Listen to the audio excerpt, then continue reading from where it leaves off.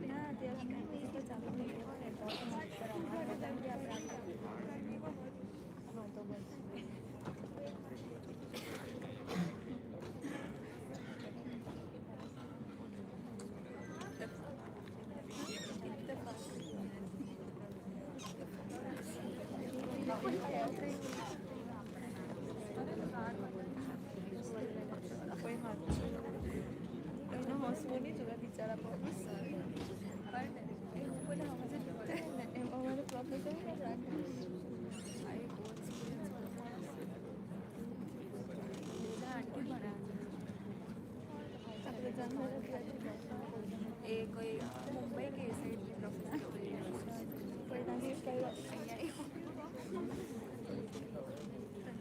બિચારા એવું નહીં કરવું જોઈએ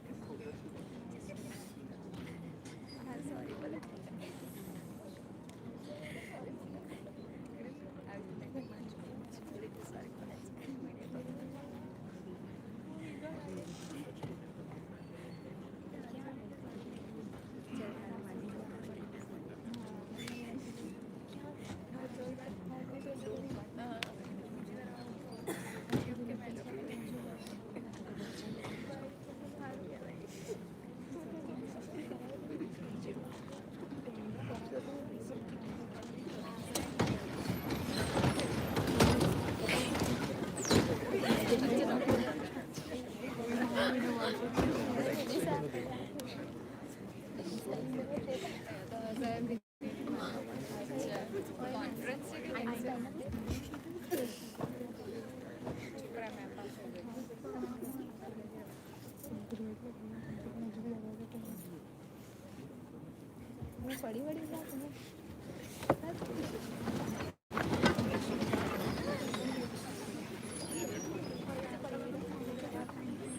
morning, everyone.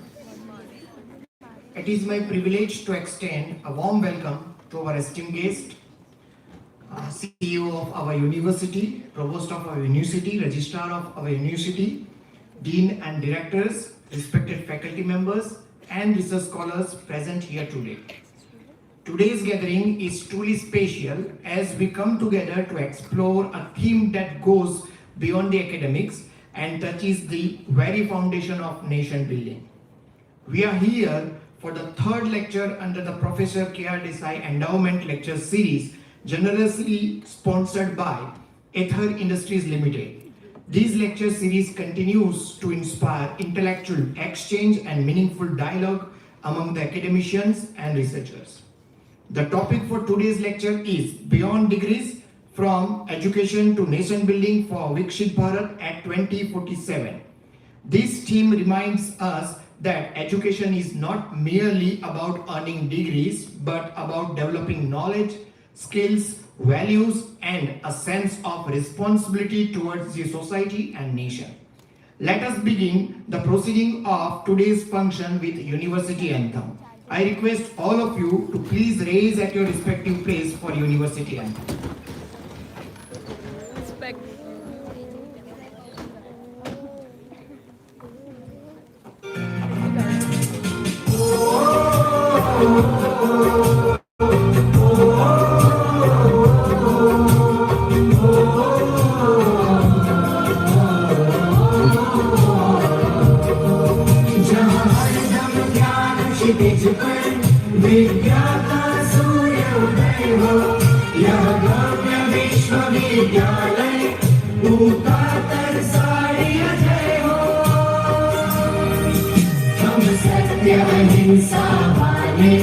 भारत की शान बनेंगे, कल्याण विश्व का लेकर नूतन विज्ञान रचेंगे।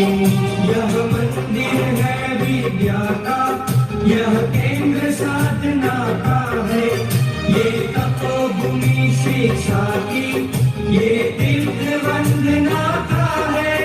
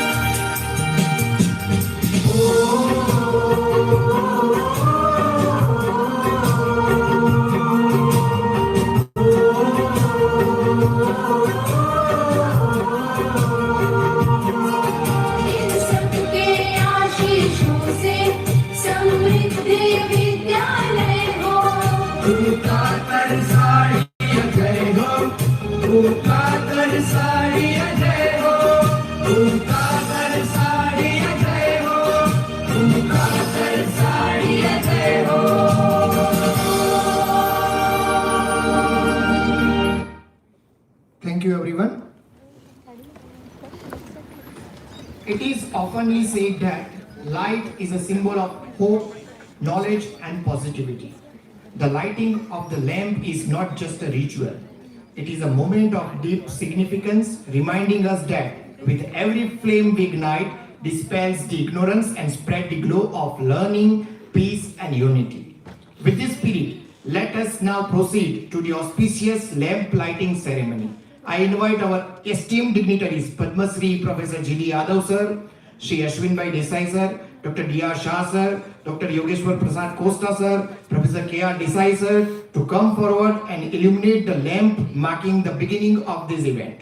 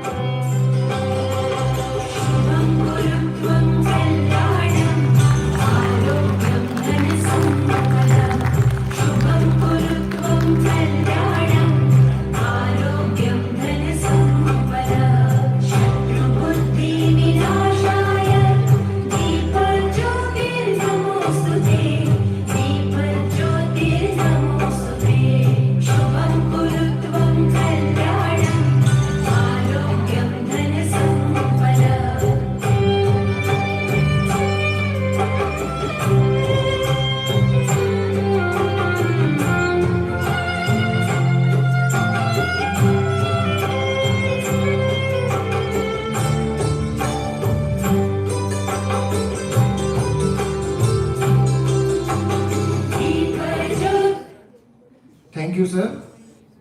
Let the radiance of this flame inspire all of us. I request all the dignitaries to take their seats on dais.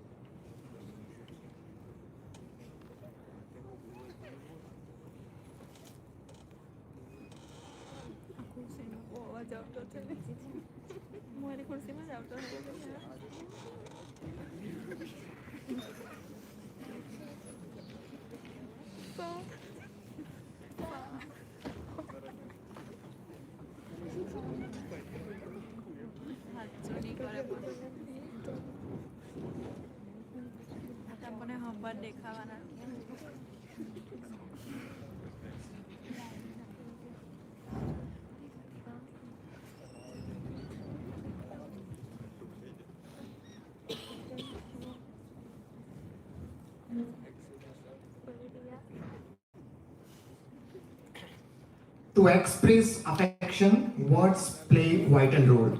But to represent it, nothing other than flower can be the choice. Our culture has stated that flower represent holiness, purity and joy of life. On this occasion, to express our gratitude, let us welcome the dignitaries with a flower as a token of gratitude and appreciation from Uka Tarsadia University.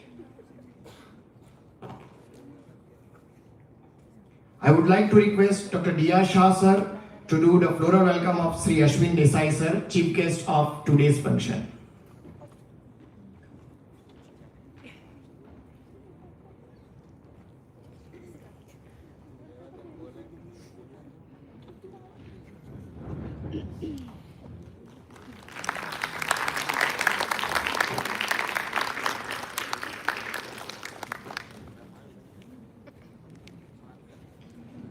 Thank you, sir.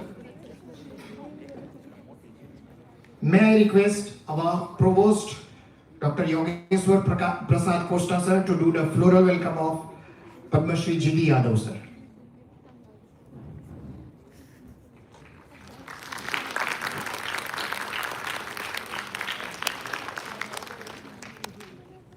Thank you, sir. I request Professor K.R. Desai sir to do the floral welcome of our Honorable CEO Dr. D.R. Shah sir.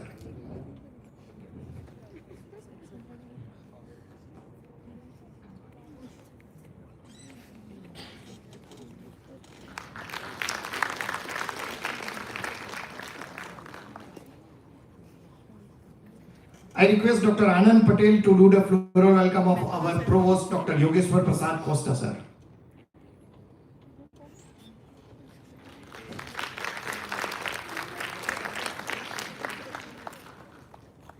Dear all, here we mark the presence of our esteemed guest, Dr. Bhavin R. Nayak, Dean, Faculty of Science, Narmad, South Gujarat University, and his faculty members, Dr. Balubhai Gamit and Dr. Yogesh.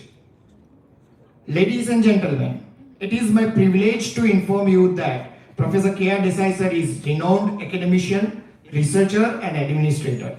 He had been awarded Doctor of Science in Chemistry for the first time in Southern Gujarat region. He holds more than 350 publications and guided more than 140 students for their MPhil and PhD degrees. Many of his students nowadays working at a higher position in reputed companies like Sun Pharma, Cadila, etc. Ukka Tarsadia University recognized his achievement and organized his endowment lecture series with a generous support of Ether Industries Limited. I request Professor K.R. Desai sir to address the gathering.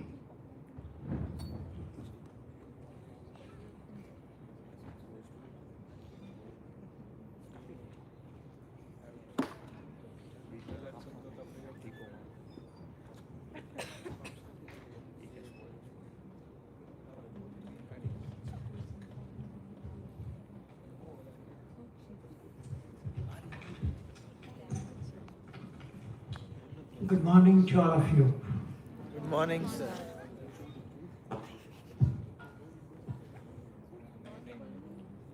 The Honorable CEO of our Tarsadia University, Dr. D.R. Shah sir, our Provost, Dr. Yogeshwar Costa sir, today's chief guest of this function, Sri Ashwin Bhai Desai, MD, Ether Industries Private Limited. Today's invited speakers, Padma Shri Professor J.D. Yadav sir, who was ex-Vice Chancellor of Institute of Chemical Technology, called UTU earlier. For more than 10 years, he was with this UTU as a Vice Chancellor. Directors of various institutions of Ukka Tarsadia University, esteemed faculty members, dear research students, principals of various colleges, and other dignitaries of the dais. First of all, I warmly welcome to all the guests, friends, faculty members, and students of this Ukka Tarsadia University for Professor K.R. Desai's endorsement lectures by Professor J.D. Yadav sir, titled On Beyond Degree from Education to Nation Building for Viksit Bharat 2047. We are so lucky that Professor Yadav sir, with his very busy schedule, he has accepted our invitation and ready to share his knowledge. Professor Yadav sir has received over 150 rare and prestigious awards, including Padma Shri, that is in 2016.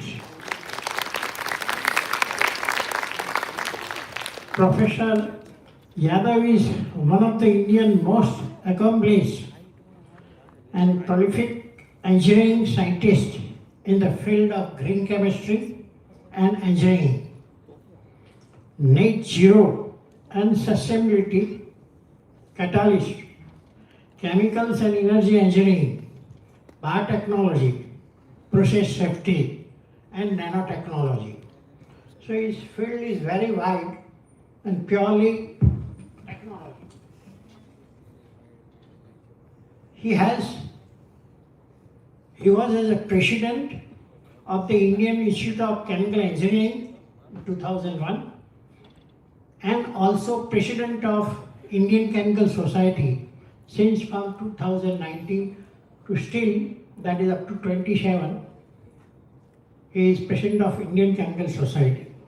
Yadav sir is among the rare Indian academicians who have built strong industry-academic collaboration as a consultant, as an advisor, and policymaker across national and international academies, industry association, and government bodies. Sir, you are coming first time in this Uka Tarsadia University. I will give you a brief idea. In this era of globalization, privatization and liberalization, various universities, colleges and educational institutes play a significant role to build a better society. The establishment of Uka Tarsadia University in the year 2011 is humble effort by the Baldodi Pradesh Kelori Mandal towards meeting the growing demand for quality education in southern region of Gujarat. The university offers a comprehensive array of academic programs across the discipline of science, chemistry, pharmacy, physiotherapy, nursing, architect, engineering, commerce, management, computer science, agriculture, Ayurvedic, and biotechnology that leads students to self-enrichment and productive career in their respective professions. As we know that South Gujarat have Asia's biggest chemical industrial zone, Vapi, Ankleshwar, and now Dahej near Bharuch. And this area, majority of pharmaceutical and chemical industries are working. And looking that requirement, Department of Chemistry started the journey in the year 2011 with MSc Organic Chemistry. And today the Department of Chemistry is one of the leading departments in the university which offers graduate and postgraduate courses like BSc Chemistry, MSc Pharmaceutical Chemistry, MSc Analytical Chemistry, MSc Industrial Chemistry. Our management has established special research lab in chemistry department and spend good amount of fund for latest instrument. We have 8 postdoctoral faculty member visited various countries like USA, Japan, Korea. The faculties are also actively engaged in various fields of research in order to nurture the research atmosphere. Department is also having various type of collaboration and MOU signed with various industry as well as academic institutions. It is a demand of time that the university and industry cooperate for the benefit of each other. The problem faced by industry regarding skilled manpower, implementation of the modern technology, and many other can be solved by university by modernizing the syllabus to suit the need of industry and by taking up a research project jointly. Industry, on the other hand, can contribute for the development of universities. Nowadays, a multidisciplinary research is very important. Lot of scopes are there in chemistry, biotechnology, and pharmacy that we'll discuss Yadav sir in this talk. We are also lucky that the Ether Industries Limited and Uka Tarsadia University have MOU, and every year they selected maximum number of our MSc students for their R&D laboratory. Not only, but also encourage them for further PhD program in Uka Tarsadia University. So this is the good example of university industry interaction, and that credit goes to Ashwin Bhai and our CEO Dr. Sasser and Provost Costa sir. Similarly, we have also MOU with Avik Pharma company Vapi, who is a pioneer in steroid in India, has also given a various industrial projects. Dr. Abhay and his team and our staff members and research students are doing a good job. Friends, Lastly, I would like to express my gratitude to Professor G.D. Yadav sir and Sri Ashwin Bhai, have made lots of efforts, and lots also thanks to our management, our CEO, Dr. D.S. sir, Prof, Costa sir, all my friends, colleagues for their help and cooperation for making this event successful. Thank you very much.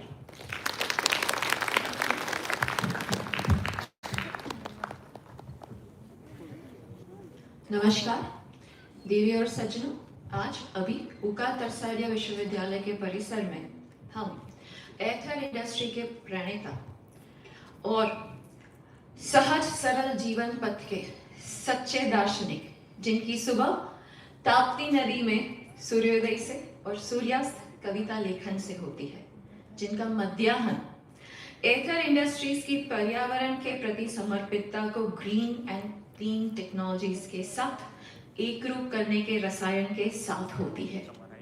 Ladies and gentlemen, if I may say so, Shri Ashwin Jayantilal Desai has deep chemistry with life and has championed all chemical formulations for industrial excellence as well as personal life happiness. What a balance.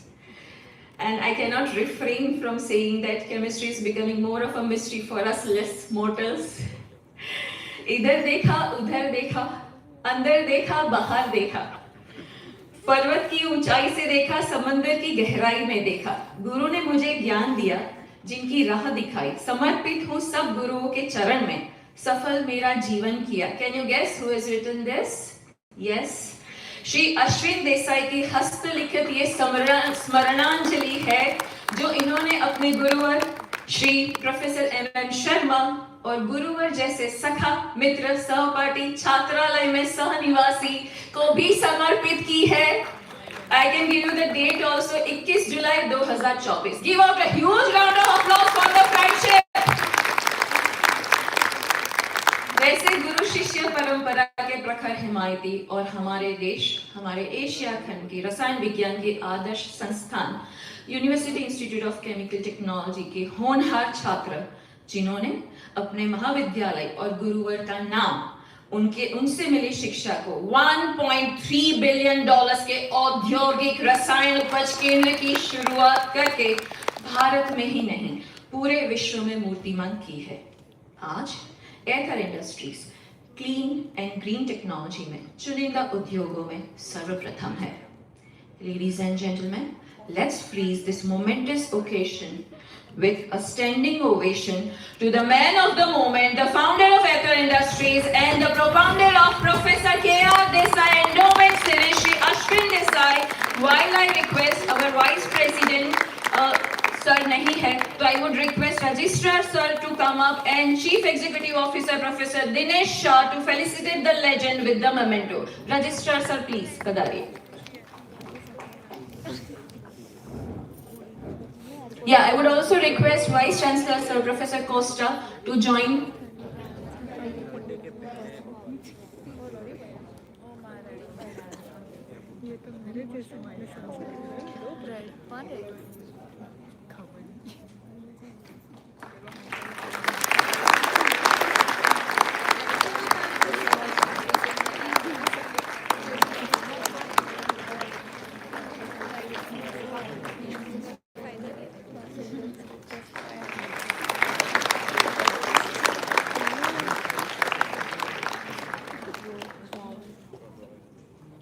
I would request, sir, all of you gentlemen to stay put.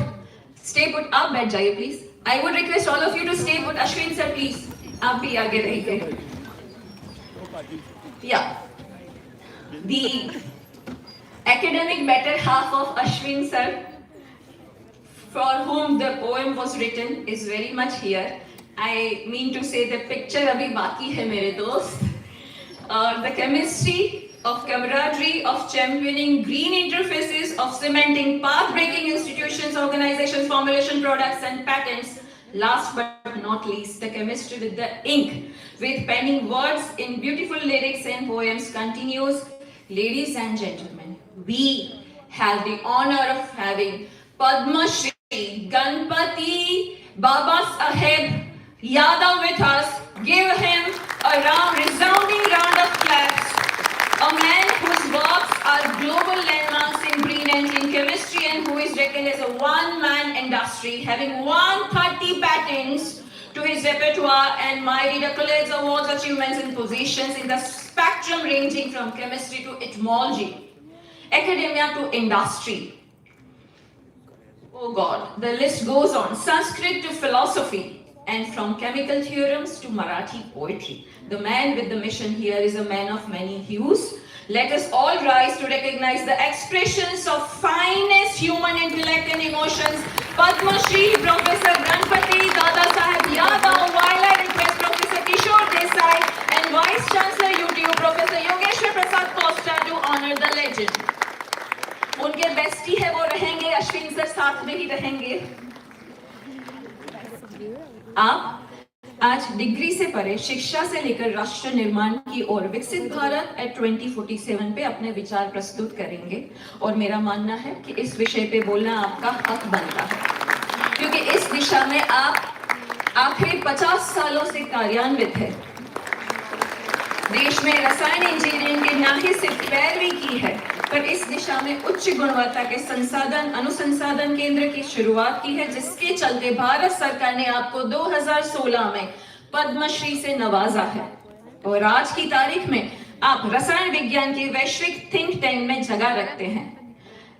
आज आपने अपने साथ अपने राष्ट्र को भी इस क्षेत्र में विश्व में एक प्रभावकारी स्थान दिलाने में महत्वपूर्ण भूमिका अदा की है. I would request all the faculty members to sit while the introduction continues because it's a one-man industry. As I said, it's a walking organization. He currently serves as the president of Indian Chemical Society and was the president of Maharashtra Academy of Sciences for 12 years and chairs several DST committees. Words will not suffice for the introduction of Professor Ganpati Yadav, who is an author in English and a poet in Marathi, engaged in Sanskrit, Vedas, philosophy and etymology, along with playing roles of Patnagar Fellow and former National Science Chair, Government of India. Talia rukni nahi chahiye. Former J.C. Bose Fellow, Emeritus Professor of Eminence of and former Vice Chancellor, Institute of Chemical Technology, Mumbai, and the list goes on. Hence, let me beg, borrow, steal the words from the university song of ICT Mumbai, which has been penned by Professor Ganpati Yadav. See the whole persona. Shri Rasayan Devi ke Udghosh tuza, Jai Ghosh tuza, Utkarsh tuza, Jallosh tuza, Sangharsh nako, Sanhar nako, Sandesh tuza, Upadesh ase. Rasayan Devi ke, Shri Rasayan Devi ke. Ladies and gentlemen, in the war-torn Bukka wall, entire wall I think needs the carving of this meaningful message to Rasayan Devi so as to serve the humanity and the world and us of course. Let us invite the man with such far-sighted approach and pragmatic excellence, Padma Shri Professor Ganpati Yadav, for his keynote address on Beyond Degrees from Education to Nation Building for Viksit Bharat at 2047. Resounding round of applause, please. Over to you, sir. Stage is all yours. Yeah, you have a mic.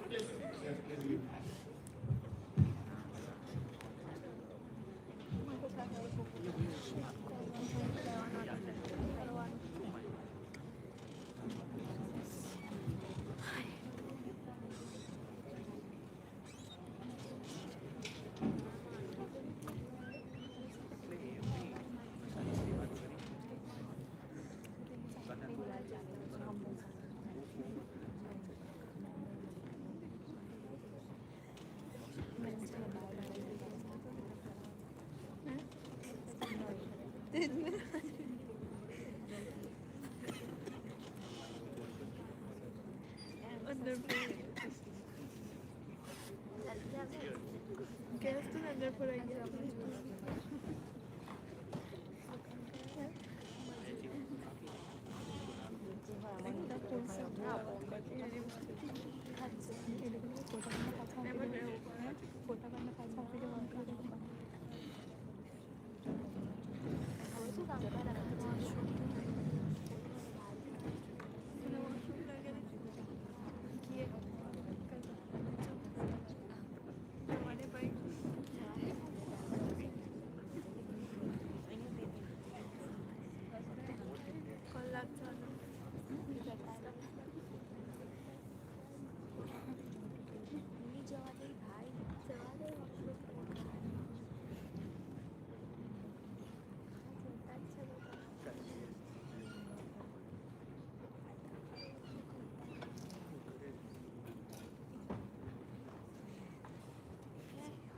કરીને ખોટા આવ્યા આ લોકો ચાલ્યા એમને નીકળી ગયા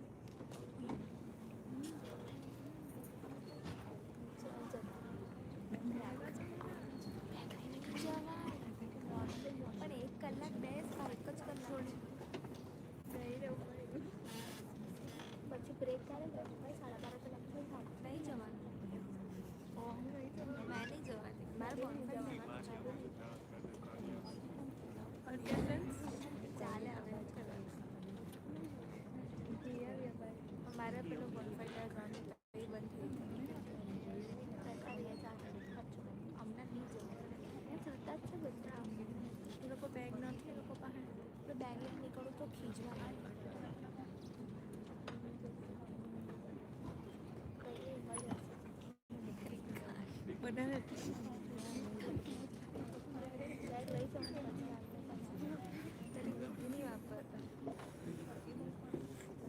કલાક જ છે નીકળી જવું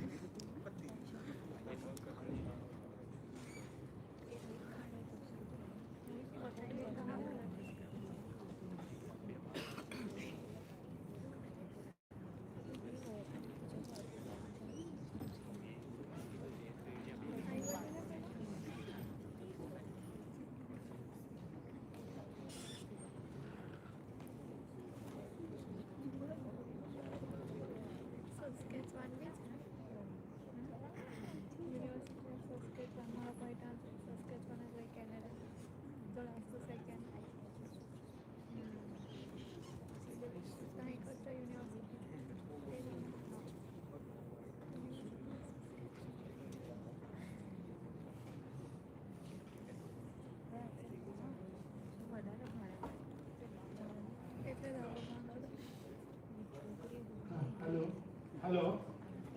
Hello. Are you able to hear me? Yes. Okay, great.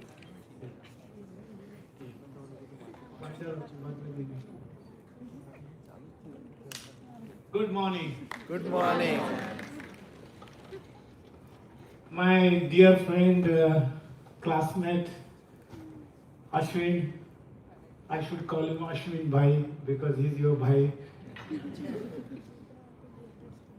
Dr. Shah, Dinesh Shah, Dr. Kota, and above all, the hero of the day, Professor K.R. Desai.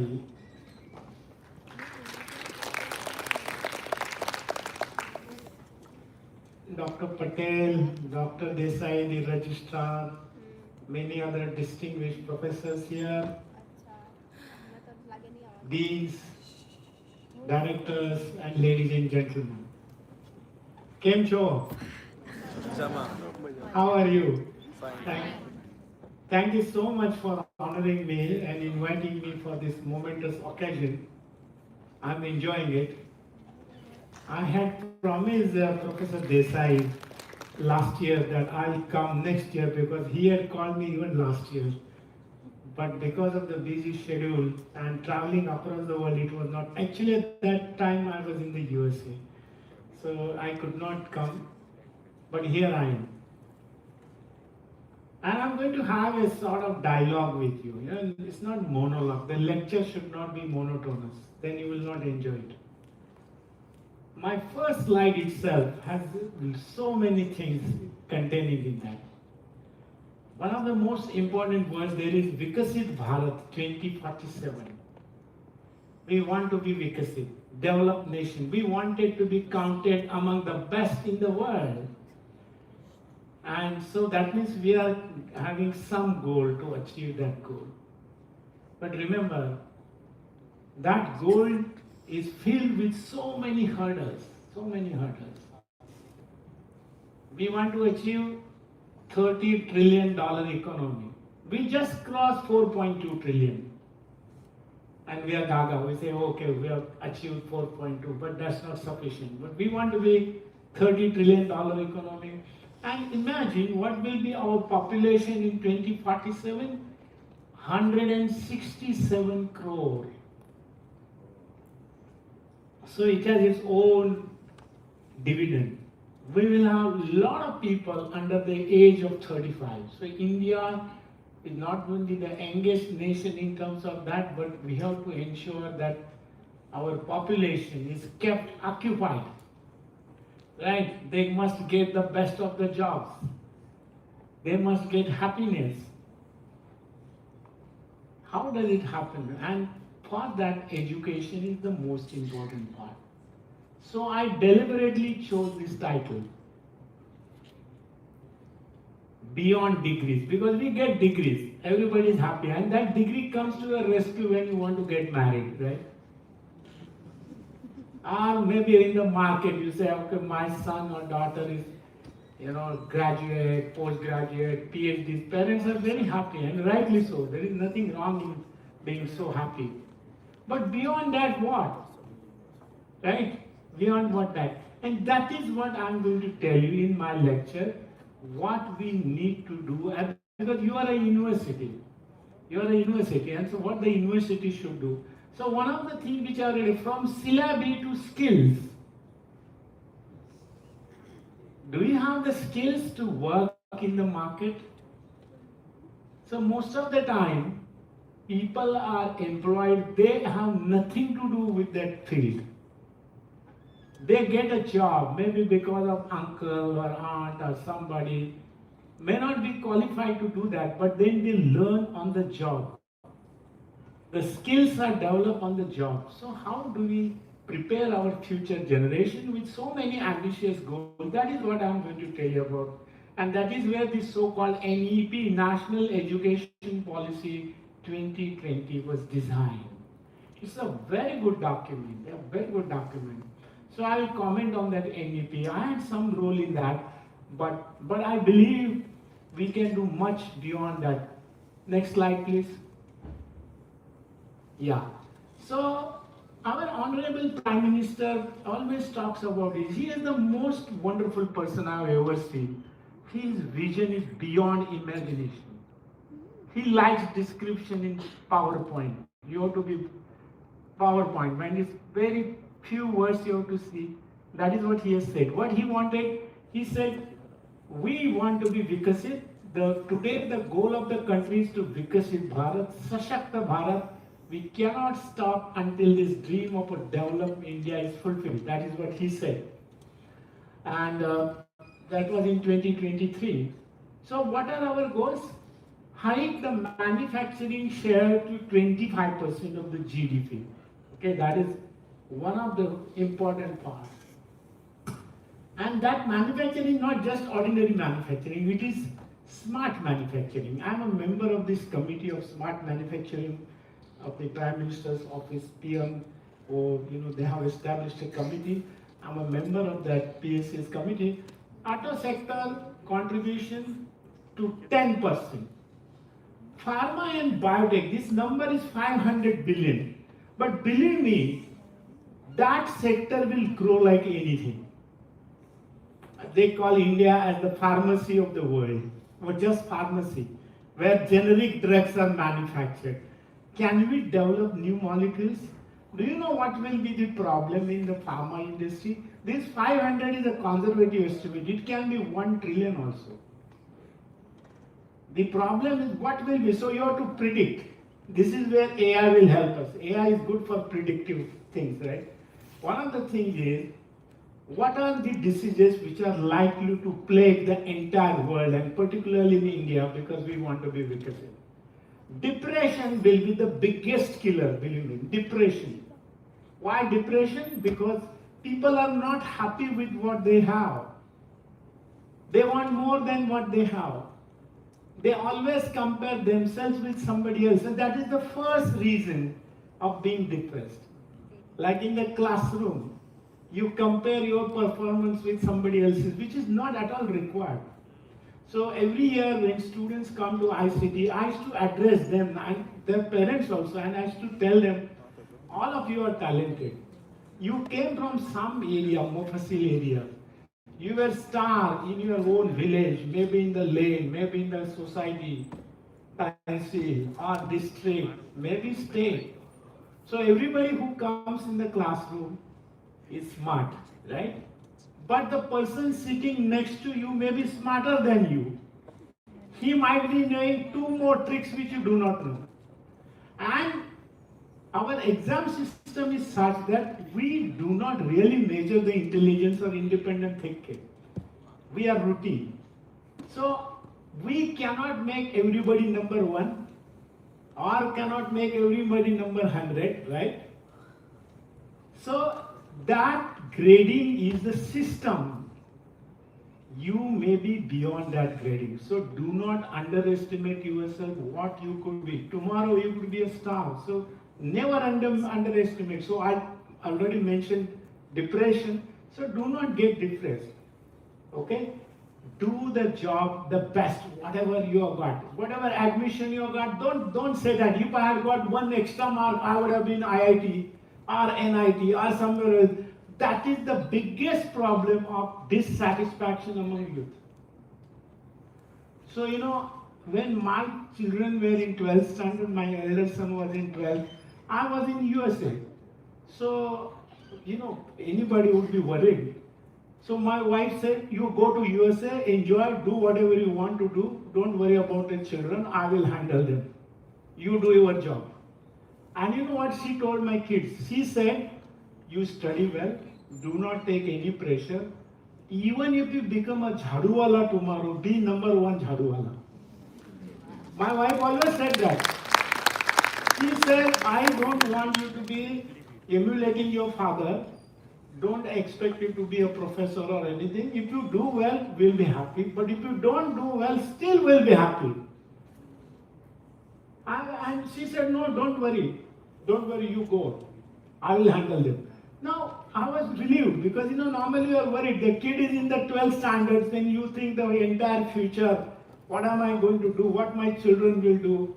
And then you are worried whether he will get admission in engineering, management, or medicine, or commerce, whatever. And everybody wants to be engineer or doctor. There is no other criteria. And you know something very interesting? Last year, the 2025 so-called advanced JEE admissions to IITs. You know what happened in that? Second, the advanced JEE, 100 top students. Out of that 100, 71 chose IIT Bombay as their branch, their institute. 71. Then what happened? And these are IITs are our branded institutions. We are proud of them. Okay, they are our brand. And what happened? IIT Madras, which is also equally important institute, they called all these students. They said, come to IIT Madras in top 100. We will give you airfare, we will give you hotel, we'll give you a round trip of the entire campus, and we'll tell you why you should join IIT Madras. So they were trying to snatch away students from IIT Bombay to IIT Madras with this allurement. So there were other IITs also which did it. So I was in one of the IITs. It's the second tier IIT. It's the first, 5 were there. They became 7, and then now there are 23. The second one, I was there for some government work, and so the director met me and said, sir, do you get any students for chemical engineering, ICT? He asked me this question. I said, why not? We do get good students. So he said, how do you do that? We are not getting any students in the top 500 of JEE to my IIT, and his IIT is one of the best IITs, I'm telling you that. I said, he's asking me, what should I do? I said, the only way you can get students is tell if you are in top 500 JEE score and you join my IIT, education will be free. That is the only way. Otherwise, the students will not come to you because it's a materialistic world. On the top of it, I'm telling you something. I used to be a jury member of Aditya Birla Scholarship. They give entire 4 years education free, whosoever get their scholarship. And there are about 56 scholarships in Aditya Birla's name. I was a jury member. I had very tough exam. So we used to interview people. So these only the top 5 IITs and BITS Pilani, they were allowed to go to that interview. They were nominated by the directors. So 1 year, I was there for 3 years. 1 year, after the interviews were over, we made the list and said these are the 55 students who should be given this. The organizer came, that lady said, a very charming lady, she said, "Sir, can you include this student in this list?" I said, "Why? You ask others." The student's name was not there in any of the lists prepared by 3 independent juries. The list was prepared independently, not discussed, and then the best were taken out of them. I said, "No, I will not accept that, because we have interviewed people, and so you know what?" That lady said, "Sir, he is the topper of JEE, but he was not selected by us." So I said, "You want to give him scholarship, it is your business, give him, but not in this 55. Because that is best." And believe me, that student, when we interviewed him, he did not know who was the Vice President of India. He said, "I only studied this book to get through." So most of these so-called smart students were lacking general knowledge. Nothing was known to them. That was the sad part of education. And we want to be Vikasit. Why I'm telling you this? We want to be Vikasit. How do we become Vikasit? When students don't know the reality, what problems faced by our country and of course across the world, what do we do? Go to the next slide, please. So in that, I kept that slide there. You could have read many things. Yeah, always. Yeah, okay, thank you. So, transformation of Indian higher education. See, this is a syllabi-driven, degree-centric, low-scale relevance. So most of the students, when you got these degrees, at least some of us, like senior people can tell, they used to get job because if they studied in the good institute. But now this skill-based learning, multidisciplinary, experiential, and academia industry connect, most important. That's what you were talking about. Right, and I'm very happy that you signed an agreement, MOU with Ether. Ashwin, great job you are doing. Thank you very much for doing it. So that is required. That is intended in any field. Future will be what? There will be skill-first universities. If you have skill, then only you will be, employed. Then competent graduates, high employability, innovation and entrepreneurship, and national development. In fact, the students should be prepared in such a way. And I'll tell you another story.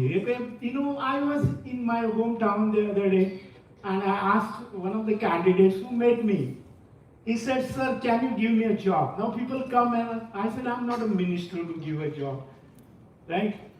I'm not a politician." But he said, "Sir, you know my credentials." I said, "Yes, you have good credentials. You should get a job." But he said, "I want an academic job. I want to be a professor, and these are my credentials." So I said, "Very good."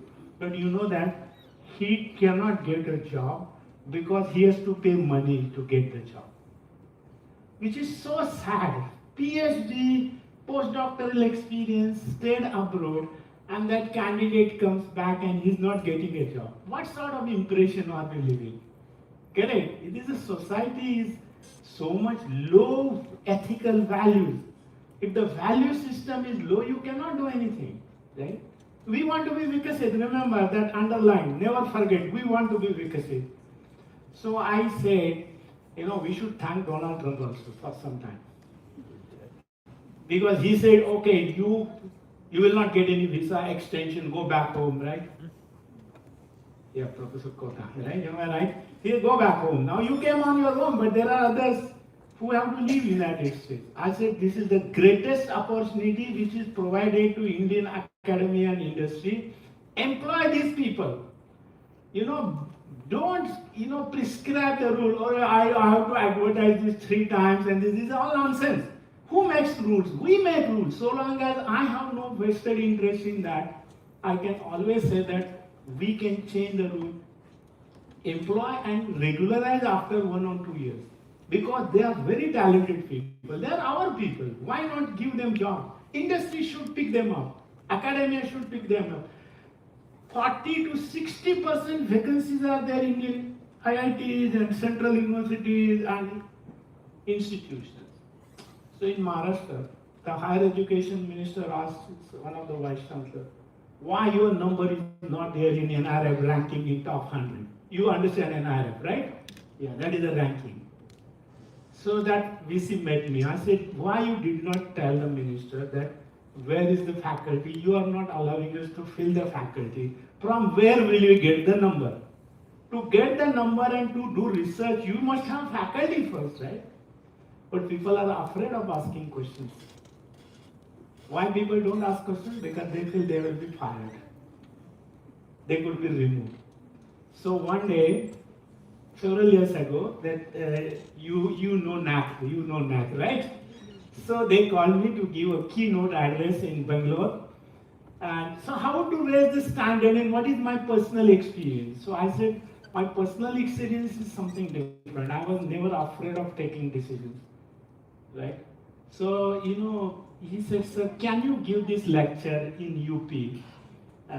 We have 19 vice chancellors and they should listen to you. I said, of course I will come. So one fine morning I decided a date and go there, and they come to the Air India flight. They come inside the flight and give me 2 floral bouquets. One was not enough. Because they think he's a big man, and they give me 2, and they take me to the hall like this, and they said, sir, and you believe me, I was lucky. The education minister, higher education minister wanted to listen to me. The principal secretary of education wanted to listen to me, and they were there, and they were talking in Shuddha Hindi, right? So I said, look, I can talk Hindi, I know languages very well, but will you allow me to speak in English? Because all these days I've been conversing in English. They said, okay. So I used to crack jokes. I always do that. I said, look, you are 19 vice chancellor. You know your minister. Did this minister ever call you and say, do so and so? Now they are looking at each other. They are afraid, of course. They are afraid of the minister. So I said, I will tell you on his behalf. He never called you.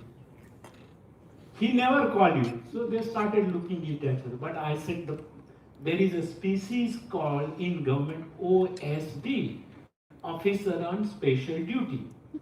He's probably nodding his head. Am I right? Officer on Special Duty. Who is that officer on Special Duty? He may be the chief minister's man to keep eye on you, or Parki Karyakarta, or the relative of the minister who is the OSD. Am I right? How many of you agree with me? Yeah, everybody agrees with me. That is actually the thing which is happening. So I said that OSD will call you and say, Minister साहब ने बोला है कि ऐसा ऐसा आदमी को appoint करो, फैकल्टी करो, प्रोफेसर करो, or something else. And you don't verify and you commit. You say, yes, I will do it. Right? I will do it. And that mobile phone, you don't never trust the mobile phone. Any damn fool can call you that I'm chief minister's person. How do you know that he's the person, right? So what you should do, I will call on landline. I will come and meet the honorable minister. This is very important topic. And go and tell the minister, this cannot be done. This way, university standard can never be increased. Correct. You want the best researcher, you want the best teacher, you want the person who is highly connected with industry. How do you do that? When you have somebody who is placed on you, above you, okay, because he knows some minister. And believe me, minister will accept your suggestion. He will never say that do this. Ministers are much smarter than academics. Believe me. They are smarter than professors. Therefore, they are ministers. Okay? They know the current, they know everything, and they will never say do wrong things. You know what they will say? If it is possible, do it. Correct? You are laughing. Am I right? They will say if it is possible. That means you should say it is not possible. Matter ends. meet and say, sir, with due regard to you, it is not possible. He will accept. But you must have that courage. Nobody is hanged by telling the truth. So I was a member of one committee. The minister himself suggested my name as a member, Maharashtra government. So I said, I don't have time, I'm so many. He said, no, 3 days you should be there to interview these people. Do we think that only education in English is good? Answer is no. Parents don't know English. So the kids are in an English medium school. He comes, he will say something, the mother says, Arey, mera beta ko acha English aata hai. He cannot be knowing anything. Neither he knows the mother tongue, he doesn't know how to construct his sentence. Grammar is hopeless, right? And the WhatsApp has spoiled everything. WhatsApp University has created such useless lots. Correct? It is created so we are here in a danger actually. We are such a big country, and if we do not take care of our education and of course employability, so see, quality and innovation, so how do you bring that? So what are the, higher education reform, one of the multiple entry and exit and NRF. So multiple entry, so supposing you don't like the course, you go. Okay, you leave the course, go to industry or work somewhere, but you feel that, oh, I should come back. I made a mistake, come back. So that freedom is given, okay? So I will go to the next. And of course, inclusive, equity and accessibility to all, okay? That is, I call it as the Ekalavya model, So now I'll tell you something. Just 2 days back, you might have seen this. This came in the newspaper.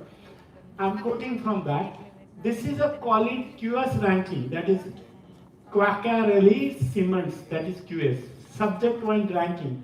You see these universities, VIT Vellore, Lovely, IIT Kharagpur, SRM, Delhi, Anna University, Shulini, Jadavpur, and IISc Bangalore is there. And 30%, and you know those who are doing research in science engineering, IISc Bangalore, or IIT Madras, or IIT Bombay, they are far better institutions. But what is there on the top? See, VIT Vellore, lovely professional university. What does it mean? Either the method of giving these marks, I'm writing an article, because when I saw this, I felt something is wrong with this. Absolutely wrong. The best of the institute in the country is way below, and something private is on the top. What is the magic? What is the magic? So I will tell you, because I edit some journals. I'm editor-in-chief of a journal, and I get papers every day. Early in the morning, I get up and look at the papers, articles sent to me. They are multi-authored papers, multi-institutional papers, and everything.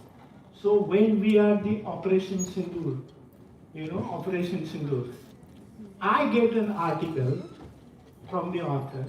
Where are the authors from? India, Pakistan, Saudi Arabia, Azerbaijan, Egypt. Authors. India और Pakistan युद्ध चल रहा है. And they send me a paper, they may be peacemakers, right? They could have been used as peacemakers. So I go through the article. I could not understand how on earth they collaborated and wrote this paper. There were almost 20 authors. There were 20 authors. I rejected them. I must have rejected more than 200 papers. So far, not even one author ever contacted me asking me why his paper was rejected. I said, you are unethical. You are unprofessional. It is not done that way. How did you, the war is going on, where did you need to do this research? So it is a gifted author. You write my name, I write yours, and increase the number of papers. And then it becomes multi-institutional. It becomes multi-country, right?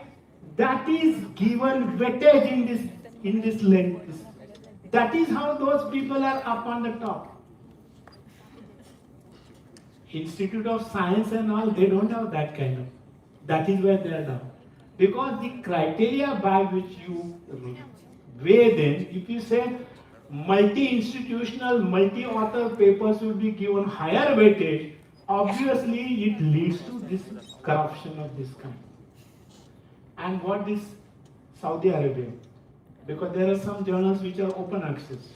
That means you have to pay $3,500 to publish that article. Saudi Arabia will give that money and they will say, put my name. Isn't it bad?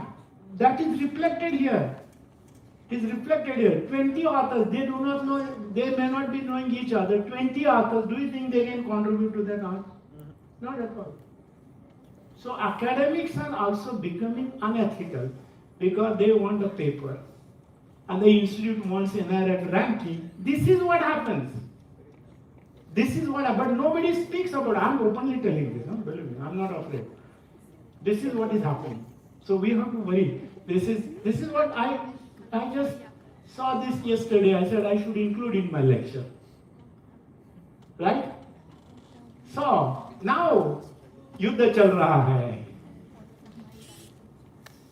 Energy, environment, and geopolitics. What should be included in our syllabus? How to collaborate? We are talking about industry participation and all those, right? So look at this. It is a VUCA word, volatile, uncertain, complex, and ambiguous word. We don't know what is going to happen tomorrow. We don't know whether somebody will drop one bomb here and another bomb there. We don't know. Nobody knows anything. Then, rich and powerful nations are dictating the terms. Poor nations are suffering. This has been proved time and again. And I'll tell you much bigger danger than that. This slide I made, this is what a very interesting slide. And this happens in politics. This is away from Indian politics. What is this? Donald Trump said he likes fossil fuels. He doesn't believe in climate change. Donald Trump still doesn't believe in climate change. So he says he likes hydrocarbons, petrol, etc., etc. So he says, drill, baby, drill. Correct? You might have heard this. He said, drill, baby, drill. Take more oil. Now what happened? So in 2015, he said he does not like this Paris Agreement, Paris Accord. He will, United States, if he is elected, he will come out of it. He indeed did that. 195 nations signed that agreement. US did not sign it because he was the president. But then 2021, January 20, Joe Biden took over as the president. In April 2021, he had the leaders summit on climate. There he said he is committed to net zero and they will promote solar energy, wind energy, all those things, give hydrogen energy. He said that. But who was his vice president? Kamala Harris, Indians' darling. She was contesting against Donald Trump second time. When this guy said, drill baby drill, she also said the same thing. I will support fracking. Fracking is hydrocarbons. Both the candidates said they do not believe in climate change. Can you believe? This is more dangerous than the war. This is more dangerous, and I've shown in the next slide what it means by that. Look at this. US was a leader in climate change. So everywhere, whether industry, this, that, academic collaborations, we are talking about, see, it was actually, this was responsible for Paris Agreement. In 2009, Barack Obama, he asked this EPA, Environmental Protection Agency, to look at the climate, and then this was the so-called endangerment finding. He said we must control carbon emissions. Now we are talking about carbon credit, carbon this and that. But it started with Barack Obama's order, because that was EPA in one. So that was a very good thing. And what happened? But on February 12 this year, Trump revoked that EPA endowment funding. He said that is wrong. So you can pollute in America the way you like. America is not part of this. This is the bigger danger than the war. But you will not have seen any editorials or anything. Nobody has understood it. They can write something which is, so and so's wife ran away with somebody else. That will be headline. Right? But they will not write on this, which is the global critical movement.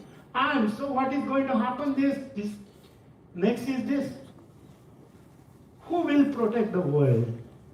So now that responsibility lies on with China and India, because India is the most populous country.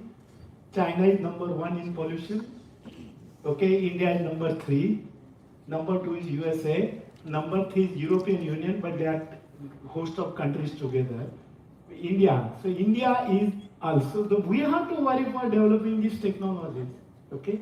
So why I put this slide, just to tell you. And now, very interestingly, because of this war, this is this morning's news. Delhi, 2,200 students have vacated the hospital because LPG is not there. So energy crisis is created.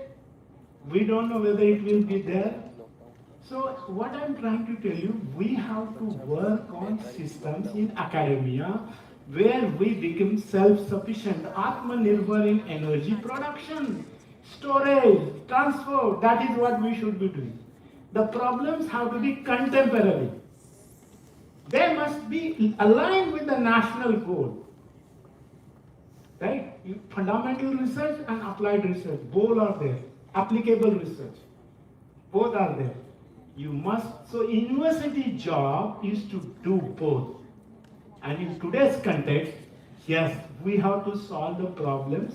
So it is think globally, act locally. So we can do all those things. So remember, this is what is happening. Online classes. So degrees alone are not enough. That is what I'm trying to tell you. Degrees alone are not enough. We have to also connect those degrees with societal problems.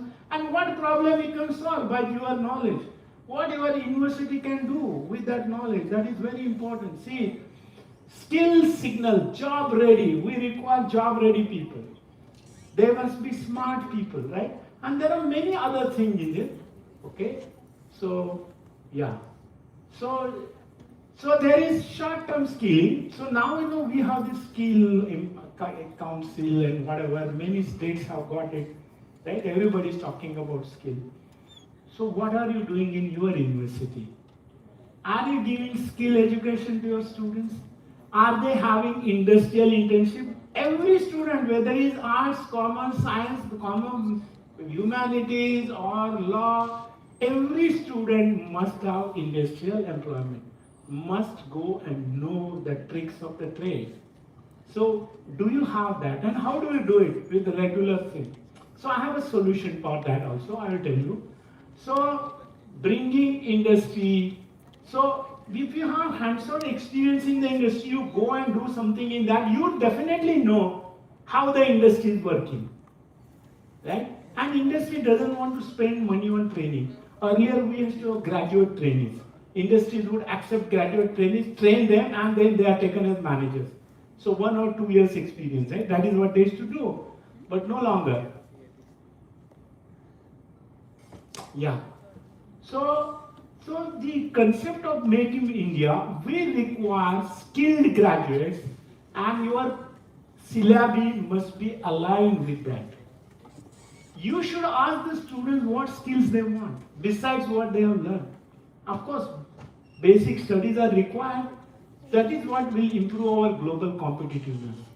Okay? So without skills, unemployment risk. So skills are required, right? So if you are those who are involved in framing the syllabi in your university, must understand what is. So supposing you are living in Surat, there are jobs in Surat, right? There are so many jewelers here. Are you giving training to your students to do something jewelry job?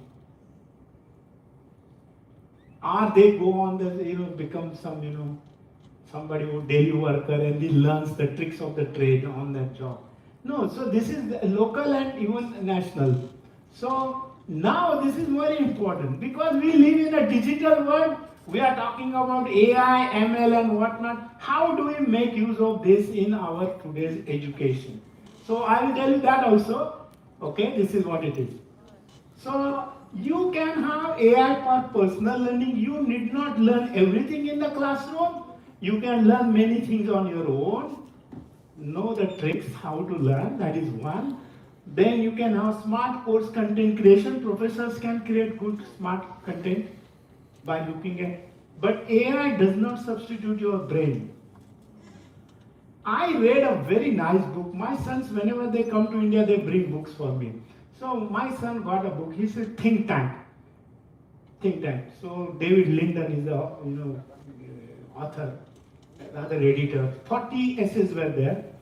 So I read it from top to bottom. Very interesting book. They were all neuroscientists. We have 3 billion neurons in our body. 3 billion. So so one of the questions is said, when your leg is paining, where is the pain? The pain is in the head, not in the leg. Okay, then one of the essays written by an Italian guy there, it says, natural intelligence cannot be surpassed by artificial intelligence. Artificial intelligence will give you speed, but not originality. Artificial intelligence is based on database. You have huge collection of database. So earlier we used to go to the library, with a notebook and write a chemical abstract or whatever. Now you don't have to do it. That information, billions of bytes can be accessed within seconds. So you can get info. But whether that information is correct or not, that is up to you. I will not mention something, but I just tasted once. Where is GD Yadav from? It says from IIT Bombay. Right? So you can see that certain thing, if you know a priori, you will confirm whether it is, because that depends on what quality of data it is there, who has produced this data, is it reliable data, right? All those things are there. So AI is efficiency improvement. AI is good for predictive maintenance. AI can tell me, okay, this based on the current situation, accident is likely to happen, therefore it will tell me, it will alarm, it will say, okay, this is going to happen. Real-time information. So yes, tutoring, all sorts of students' progress tracking, everything can be done with AI. It will reduce your workload, but it will not improve your brain, right? It will help you. It will help you to do things faster. AI cannot substitute manufacturing. Manufacturing will always be there. Okay? So integrate skills for degrees, do not treat them separately. Make use of AI in this. Okay, that's what I'm trying to tell you. And so now I'm coming to this. The solution, what is the solution?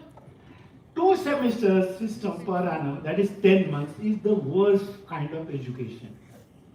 You agree with me? Don't nod your head just like that. Have you ever thought on that, why I'm saying that?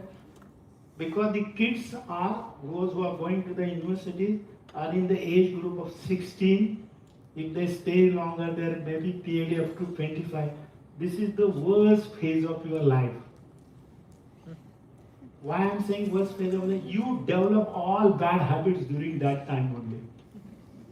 In the 10-month course, 2 months you're free, right? So you pick up something. Maybe you become a gambler or drinker, drunkard or whatever. All sorts of things you develop because your mind is not occupied. So this semester system is bad. 2 months you don't know what to do. Unless you are highly, motivated and your parents are disciplined and they want you to do something. Most of the kids these days don't talk to their parents. If they talk, they will talk through mobile phone. Send a message, Mom, I'm coming home late. Correct? Hey, how many of you talk to your parents daily? So you are good kids, huh? Most of the kids, right, they go to the kitchen or to the dining hall, they don't talk to the parents. They will be always with the mobile phone. What is the meaning of that? You see, I told you that depression is going to be the biggest killer because they want to live in a, hallucinated world. They don't want to live in the real world. So these parents must understand, teachers must understand, professors must understand. So if you don't have dialogue with the student is not at all interested in your lecture. You might have prepared the lecture laboriously, but the student is not interested. They will look at you and say, professor bol raha hai. I have better knowledge than the professor. So this is what happens. Okay? So what I am telling you, this 10 months education, 2 semester is a bad education. So what is my solution? I will tell you. My solution is trimester system, 3 terms, 4 months. Every alternate term, the student goes to industry and works there. He earns money, and that should be 5,000 rupees per month. Stipend should be given to that person. That is my solution. Alternate term, so you can increase the seats also. You have connectivity with industry. So the student gets, no matter whether it is government job or anything, he is employed. Of course, I'm including C, both are employed, okay? So then the kids become responsible. So I tried it before this NEP, I tried it in 2018, and the first batch when it came out, 20 students got full-time PhD fellowships in USA. But you know what I did? I was not allowed to do it in Matunga because professors also have their own registers. I did it on the 2 new campuses. And they cannot transfer also because here it is semester, there it is trimester. And what is ultimately you have to cover the portion, right? Whether you cover in 10 lectures or 20 lectures is up to you. The trimester system, you teach only 13 weeks. And you have continuous evaluation. So you give 100 marks, best of 7, 70% marks on that. And supposing somebody misses a class by exam time, there are additional tests. So nobody loses anything. Somebody is sick, somebody has a family problem. So the trimester system with 70% marks in the classroom, so the students are ready, they are not tense, otherwise they are studying only previous night. That is the solution, what I am trying to tell you. And then it will become strong industry academia. So because student goes to the industry, learns, he will also come to know the latest. He will come back and they are participant in syllabus revision. They can say, sir, your notes are useless. Improve this, change this. And so this is what, but this is enhanced employability, and best is what? And 5,000 rupees per month. I have a suggestion. Then they will say, from where will get this money? So I tell you what is the solution. The solution is that money you give CSR fund, right? Corporate social responsibility. Now it is 2% of the profit. We can make it 3%. And that 1% will be few thousand crores should be spent on higher education, tertiary education. That should be used for research, innovation, translation, technology development. Of that 0.2%, which should be spent on student responsibility, student internship responsibility, SII. I call this SII. I wrote an article also on that. I said, this is what is required today. We want to produce good quality students. And also I said something else. There are quite a few girls here. You would like it what I said. I said, girls' education should be free till PhD. Arey, Tali bajao, look at this. Girls are not. Why am I saying that? The meaning is very simple. If the girls' education free does not mean all girls will become PhDs. Those who are interested, those who are capable, their parents cannot stop them from higher education. Whether they are richest rich person or poorest poor person, they have access to education, accessibility. And what happens? Educated mothers are the best mothers. They will control their families, they will discipline their kids, population will be controlled. Because educated mothers sometimes don't want kids also. But yeah, you are laughing. Yeah, am I right? Dink, they are called Dink family. Double income, no kids. Dink family. So what happened? And see, and there is a social harmony. The girls can choose their own life partners. They would not have to give dowry. I'm telling some of these things jokingly, but I mean is girls' free education will be a revolutionary idea. And there are so many things which all governments can practice it. I've been telling it for last 20 years. Once one minister said, "Oh, very good idea, Professor Yadav." I said, "Sir, please implement it." Saying very good idea to please me doesn't help me. This is my sincere belief. Educated mothers and educated parents will always like their kids to be the best educated. Will anybody mother say, "I have become Daku"? No, she will say, "Become the best citizen." Right?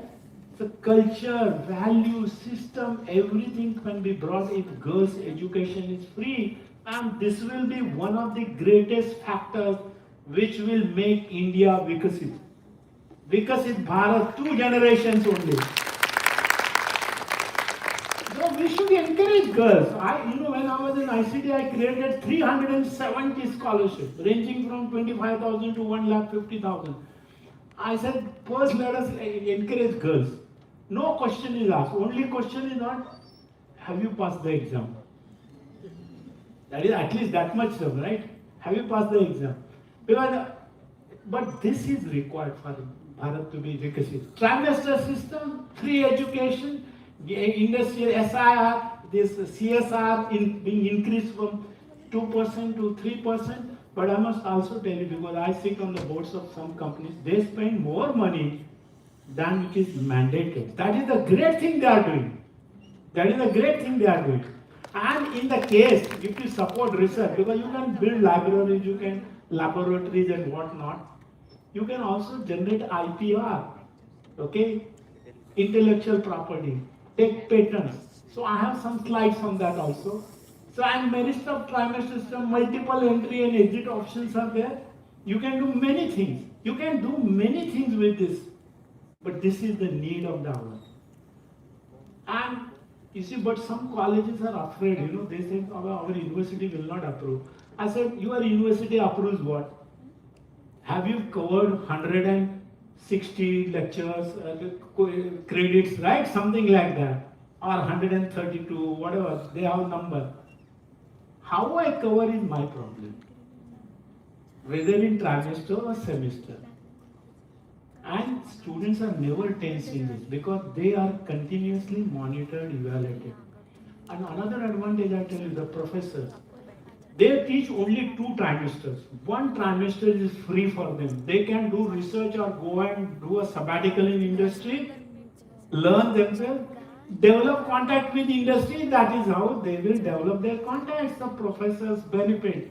And if they get extra money from the industry, you may have some formula, maybe 67% is given to the professor and 33% to the university. That is also because your primary employer is university or college, whatever. That is not realized by many people. Unless you practice. Right? And this trimester system, then we'll have major and minor degree, major degree. So suppose you are a chemical engineer, you take chemical engineering, major degree, minor can be anything, AI, music, tabla, whatever you want to do. Photography, if you suppose you're interested in that, why not? You get minor degree. You can do anything minor degree. So this is the advantage of having the major and minor. Somebody can have a design degree, like design means somebody who can have 3, 4, 2 minors, right? The advantage of major or minor and trimester system and connectivity with industry and also getting stipend, that will have a lot of benefit for India. Because our kids are very smart, I must tell you that. Indian kids are very smart. So we should encourage them to do this kind of thing. So degrees with skill, learning while with earning and education for employment. This is what happens. So how to derive benefits from CSR? I have written here, given some tricks also. How to CSR, how to use it. Okay, this is what it is. It is mandated under 135 of Companies Act. If you don't know that, okay? And net worth more than 500 crore, turnover 1000 or net profit must spend at least 2%. That I am sending should be 3%. That is what I am saying. And, okay. So, CSR money can be used, I also know, it can be used for school and higher education support, skill development, digital literacy, adult education, support to IITs, universities, research institutions, it is allowed. Public health care, preventive health care, nutrition, material, child health, drinking water, sanitation. You can use CSR money. Okay?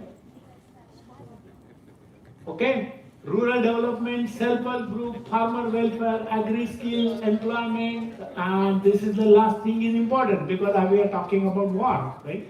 So, renewable energy, climate action, water conservation, waste management, recycling and biodiversity. See how many areas you can use. So you have to approach the right sort of industry and develop connectivity and your students can be put there in the so-called program. And areas, social inclusion, support for women, SC, ST, OBC, minorities, persons with disabilities, senior citizens, slum development. This is important for technology development, incubators, Section 8 companies. Every university, I used to chair that committee for 4 years. Must have helped so many universities, colleges, IITs and IIMs by giving money for this incubation centers. Okay, the technology development can be done by using this. There is no limit. In fact, this is the greatest thing which has happened in India, CSR funding. And tax, it is not tax related here, I will tell you that. CSR money, the companies due to do. And sometimes PM relief, natural disaster, emergency, this is where, these are some of the areas, 8 different areas where CSR is used, but it cannot be used for employee salaries, political donation, normal business, purely religious activities. That is not allowed by this. You should know this. Okay? So this is where it will encourage industry academia collaboration. So your people can go during the 3rd semester, go to industry, work for 4 months, come back, they get some additional money also. Because teachers are paid poorly in the private institutions. Okay, this fellow is laughing, am I right? In the public, they are paid very heavily in government institutions where they don't get jobs. And private institutions, they are paid poorly. So they should be given this advantage. Trimester system, see how many things are there, which I am telling. This is based on my experience. It is not a literature search and wrote it. No, I am writing this based on my own experience. Okay? CSR India converts corporate profits into structured social investment. Education, skill, health and whatnot. Sustainability. Okay?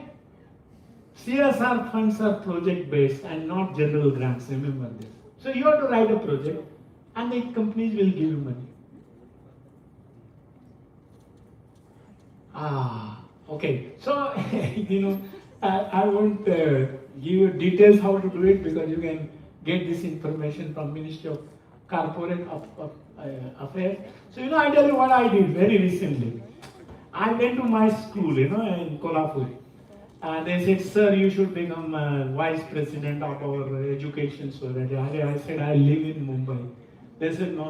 Even if you come once, that is okay. So I accepted. And my school was very great. We had very good Sanskrit teachers. So I just asked, who is the Sanskrit teacher? I want to meet him. They said, there is no Sanskrit teacher. I said, what happened to Sanskrit teacher? They said, no.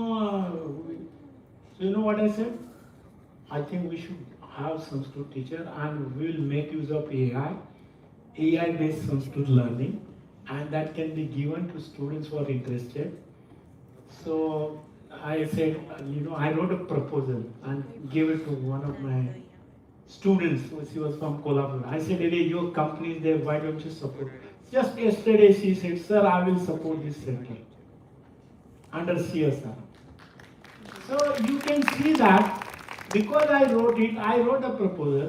My teachers would not know. High school teachers, what would they know? How to write a proposal? I said, I will write the proposal and I give it to you. And they helped me. That girl helped. She said, sir, I want to help you. This is a great idea. So her company, they are a very big company. But this is what happens. The idea is good and appealing, people will help you.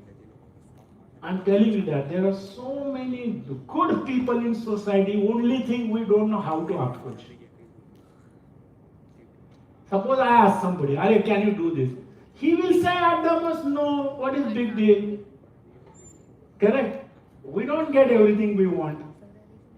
But if suppose he says yes. So I tell you another interesting, just last week. I just called one of my friends from industry. He said, Professor, I was going to call you. I said, what a coincidence. I also wanted to talk to you and call. He said, what for? I said, CSR. And he said, I also wanted to talk to you about CSR. And he funded my project. During month of March, a lot of people are left with money.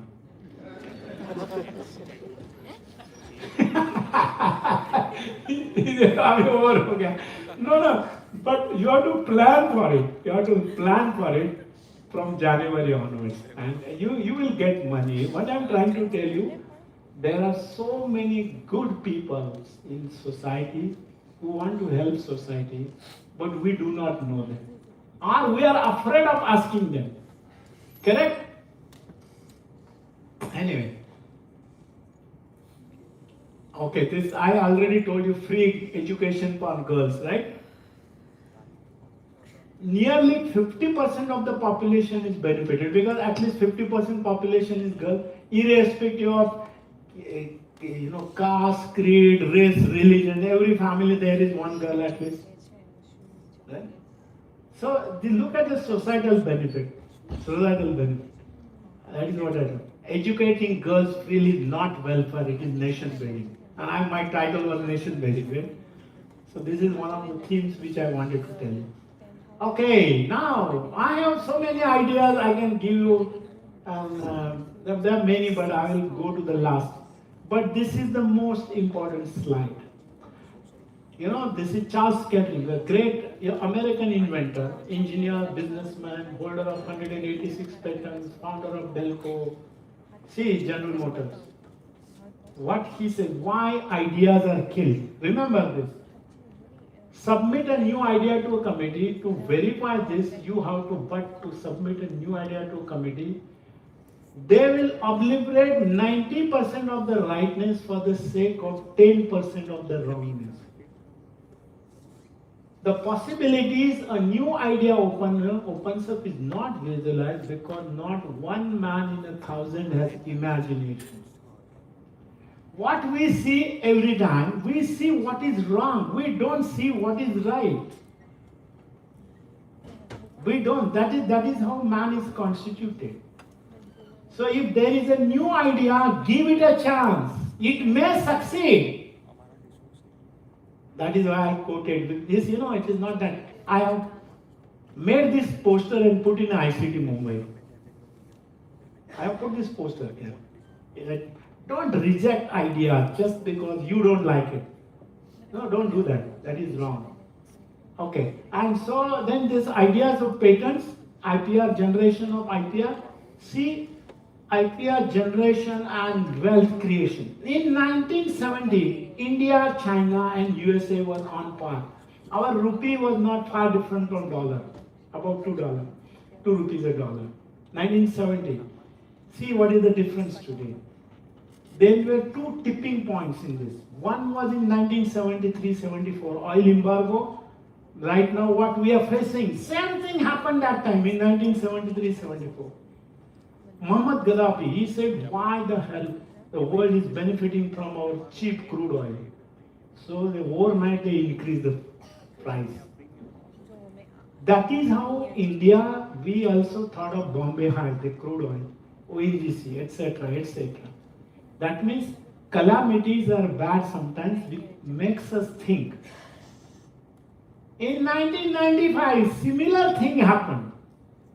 That was, the so-called biotech revolution. These two revolutions in human history, modern history, are very important. 1995, biotech. Where that was in Cambridge, that is Boston area. And very interestingly, I will show that slide. Okay, see this, we are saying our economy and UK, we compare with everybody. So I am telling this model, 3P model. First is patent your idea. Then publish and then prosper. So when I was the Vice Chancellor, we had filed 406 patents. This was based on my own experience.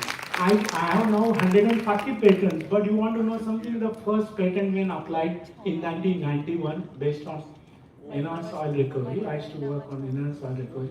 Mumbai University would not approve that. They sat on it for 1 year. And after 1 year, they said, give the details of this patent. 35 copies. That is, go to the members of the so-called management council. Then they gave me, and then they said, you are responsible for this. University is not responsible for this patent, and we are not going to pay. Now that was expensive. So TIFAC, the DSP's TIFAC, they helped me. So I became the first person in India to be helped by the government agency, that is TIFAC of DST, to file the patent and get it.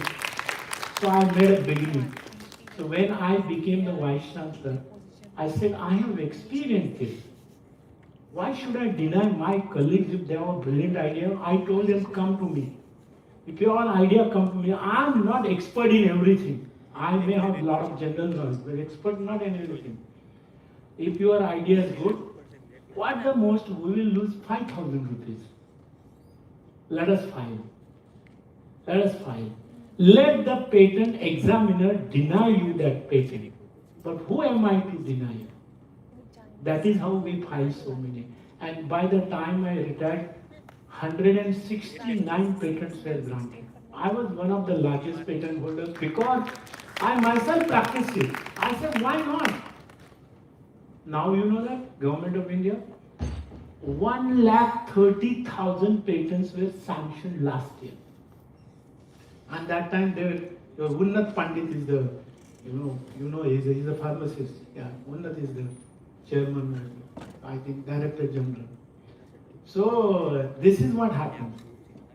Not all patents can be commercialized, but some of them can have a brilliant idea. Then you publish. And if you sell your patent, give 80% of the money to the patent holders. 20% to the institute. That way you can create an ecosystem where professors benefit, students benefit, everybody benefits. That is the way. And it is not just, you don't have to be rich physically, but you can be rich by mind and then allow others to grow. That is what is required in this 3P model. Okay? Patent converts an idea into an asset, but everything cannot, there are certain things, I won't go into the details of, there are many things. Publish or perish. Now what has happened, this earlier slide I showed that people, that the research component 30%, because people want to publish. They want, because they are interested in NRF ranking, not real content, real innovation. So that is what, but patents is, so there is one slide, I want to show you this actually. Yeah, global shift. Top global university measured by patents and startups. University starts up. And in the trimester system, a professor can have his startup. Student can have his startup. Look at the advantage, which you cannot do in the semester system.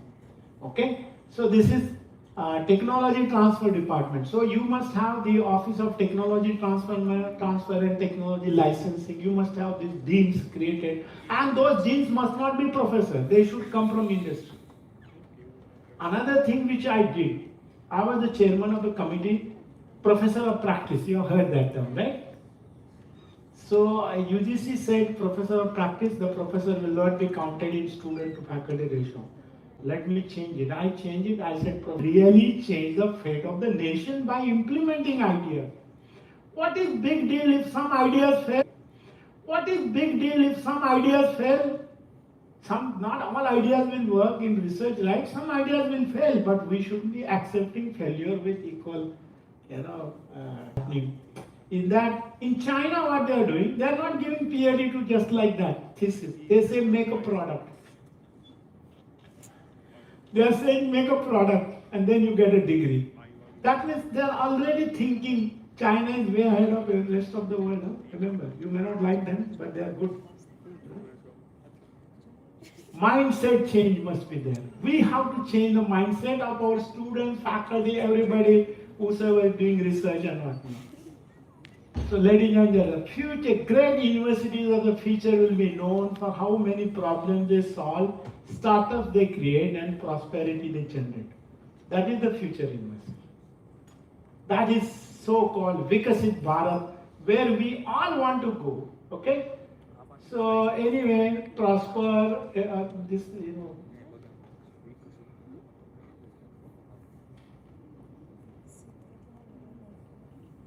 The other problem I tell you. So universities have to do mission branding. Their university must be branded by them, by attracting good people. And there are so many, see another thing I tell you, which is wrong in most of the universities. If the person becomes 57 years, he is useless for dryer. Am I right? See. And if he is assistant professor, unless he has produced some masters, he cannot do PhD. We are wasting our talent by this stupid policy. I'm a great critic of this. I've been writing, telling, allow the professor till he retires to guide. And Herbert Brown was 71 years old when he started new work and he got a Nobel Prize. What nonsense we are doing. We are everywhere we say what will happen. I'll tell you another thing. Retirement age. Some universities, state universities 60. IIT is 65. CSR lab 60. So in ICT, Mumbai is the only Maharashtra institute which has got 65. I got it done in the assembly. I proved to them, I said, look, my institute needs special treatment. Of course, nobody thanked me, that's a different matter. But I got it done for my institute. Now, I said, so many good people are retiring. Then we also created professors. There are some professors which are, I'm still guiding students. But I did it for everybody else. This is not that, so what I'm trying to tell you, you should not be restricting. And private universities, you can get the best of the people. When next time I come to your university, let there be few more professors from industry. Have adjunct professors, distinguished professors, right? You should have them. Some, there are so many good people must be staying in the Surat or around area. Call them up, and they will be very happy to help you. Only thing you will say, now you are independent university. Your vice chancellor has to decide what he wants. If he wants to raise the profile, he has to do that. Okay. So this is the reason why all these great universities, whether it is Stanford and Chicago, Berkeley, Harvard, MIT, and you add Caltech, these universities are why they are great. University of Chicago has maximum Nobel laureates. On that. And Cambridge, GTH Zurich, NUS National University Singapore, they changed their policies and they're one of the best universities in the world in NUS. So why they are revered, we must understand and we must change our system. And private universities can do it better than the government institutions. Professor K.R. Desai, you better tell your people here how you can change. Because you are an expert now, veteran. Yeah, this is the best slide I like. Susan Hackfeld was a medical doctor. She was the first woman president of MIT. And she never said, we are the best, therefore I will not collaborate with others. She went beyond MIT branch. There are 32 universities in Boston. She collaborated with them on the similar problems and collected $3 billion funds. Collected 3 million. So she's my hero. And you know what she said? She said, universities are the engines of economic growth. If the universities don't do it, who is going to do it? And so there is a slide which I hope that slide is here. Yeah, here it is. The USA, you see that now they're 31 trillion, 20 China. But just yesterday I read China's economy has gone to some 43 trillion. I don't know, I must verify that. Just yesterday I read it in the newspaper. But this is what, based on the data which I got, I told you about tipping point. Okay? From this World Economic Outlook, I got this and I made this slide. Now, why? In that 1/3 of the US economic growth, 2 universities have contributed, their alumni have contributed 1/3. 1/3. One is in the Silicon Valley and another in Greater Boston. MIT and Stanford. Now I will tell you something interesting. India's GDP, 8% of the growth comes from alumni of ICT Mumbai. We have 750 plus first generation entrepreneurs. So it is a culture, it is ethos, it is a tradition which makes the university great. Nothing beyond that, right? I don't want to comment anything beyond that, so I will go towards, this is what I told you, that GDP of this MIT and Stanford, GDP, and look at the patents. So patents are related. Creation of patent, that means IPR, is related to GDP. That is what I have made this chart. But I don't want to tell you more. Whatever message I wanted to give you, I've given already. So this is most important. Behind every innovation lies a great university. And how to make the university great rests upon your shoulders. The teachers first, support staff, alumni, and the current students. It is not the collection of buildings and instruments which will make the university great. The stakeholders will make it great. Okay? That is what I'm trying to do. Okay, and so this good example is Bob Langer, MIT, and George Whiteside. George Whiteside came to ICT twice. How many companies they have created? Cannot imagine the number. They are billionaire professors. They are billionaire professors in USA. Moderna, that is that, during COVID time, that vaccine was there.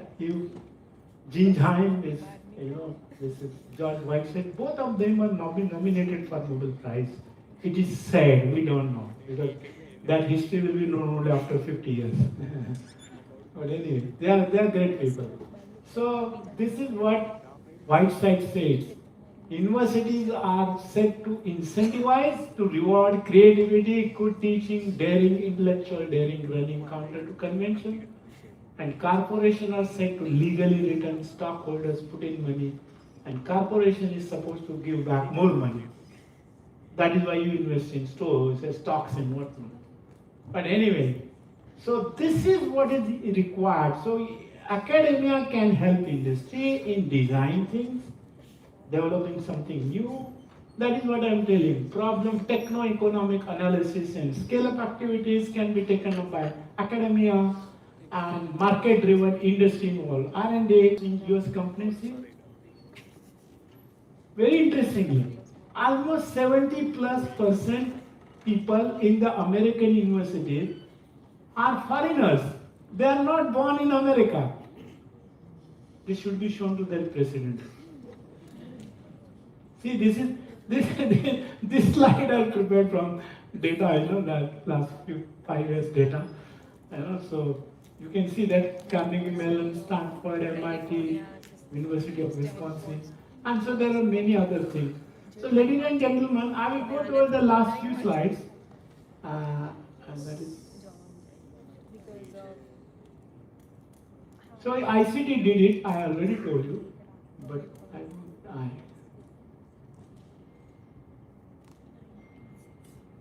So I did this new courses, new program, 3 campuses.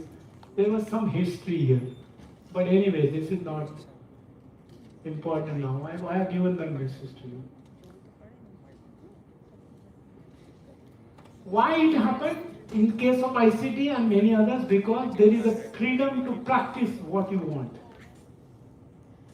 Vision and strategy for innovation, prevalent culture of innovation, processes, practices and systems are in place. That is why ICT is signed, it has been recognized as one of the best institutions, but we are not known to even the chaiwala outside. That is a fact, because we don't publicize. So yes, industry internship, apprenticeship, live projects, and centers of excellence with industry. That is what is required, and you should do that, okay? Okay, finally, the goal isn't to live forever, is to create something that will live, and that is the legacy of any professor, institute, or those who run. So I write, Neva Karaste, Ma Phaleshu Kadachana, Ma Karma Phalavitu Imma.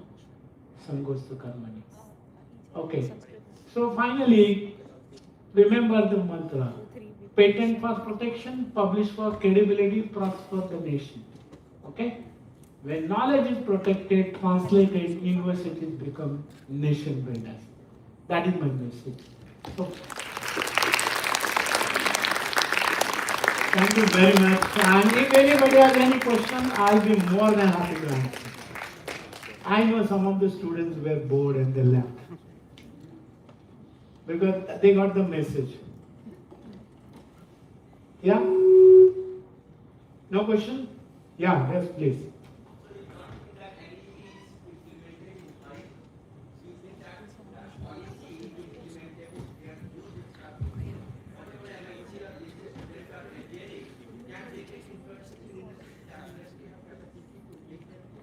Listen. It's a good question. But a beginning has to be made. See, not all may get absorbed, but some will get absorbed. That beginning, and the industry should realize that yes, this is a good model, we are benefiting. You see, otherwise what happens? There are other models. Even now they are in existence. Students are given certificate, industrial training. He goes on the first day, signs the muster, and goes on the last day, collects the certificate, both are happy. And he submits to the authorities, I had industrial training. Self-cheating. So if even a few go and do well, because the word of mouth is better than publicity in newspapers. If you go to industry, they will say, oh, I will take from this college or this university next year, because they have benefited. And the young students don't expect anything, believe me. If they are sincere, they want to do something, they will do it. They will benefit. And they are ready to work. Only thing, we should not mistrust them. We should encourage them. And if you give them stipend, then definitely they will come, because nothing free is appreciated in the world. Only free thing you get is mark. Not joking. You don't get anything free. You have to earn it. If you give free marks to somebody, why should he study? Right? Up to 9 there is no exam. Do you think any kids will study? The wrong policy. I hope.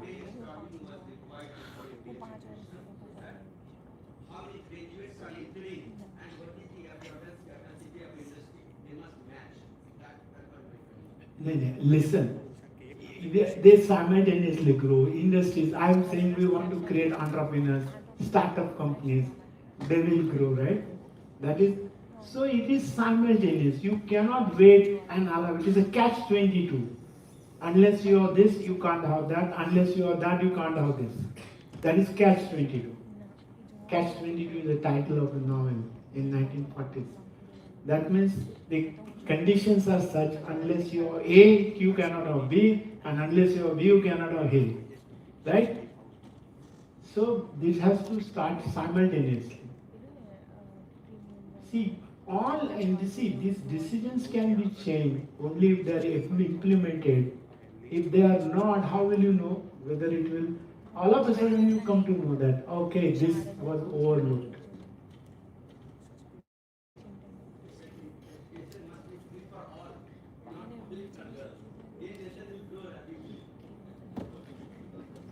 No. Look, the reason is, it is a good suggestion, but let us start with girls.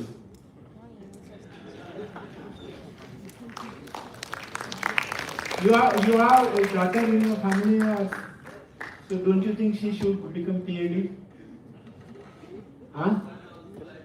No, he will become, but you know that why I said it? It is the mentality of Indian people. They will say the boy should learn, but ladki hogi ke paraya dhan, right? She will get married and go. That is our psychology. We don't treat girls with equal respect. I'm sorry to say that. You are in your family, you have a boy and a daughter. I'm sure you are treating your son differently from you.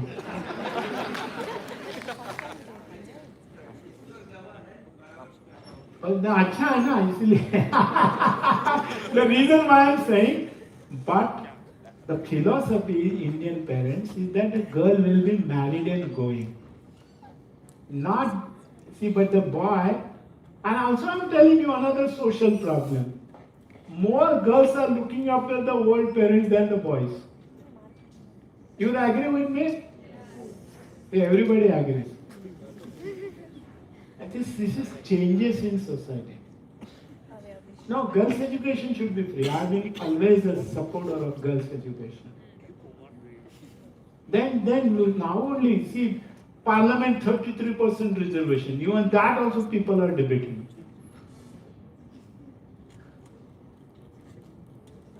Anybody else having any question? Yeah, please. Yeah.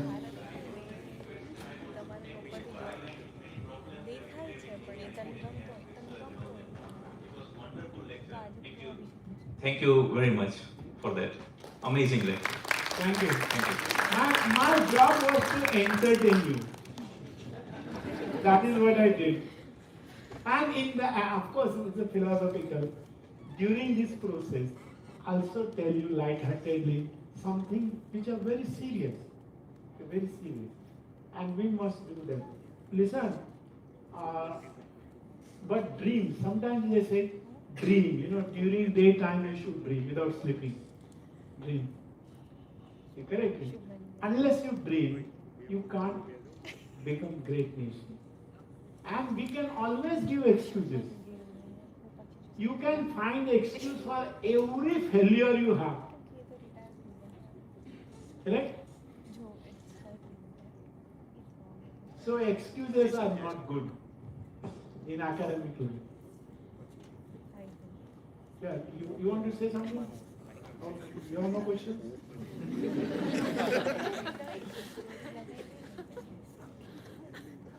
Thank you.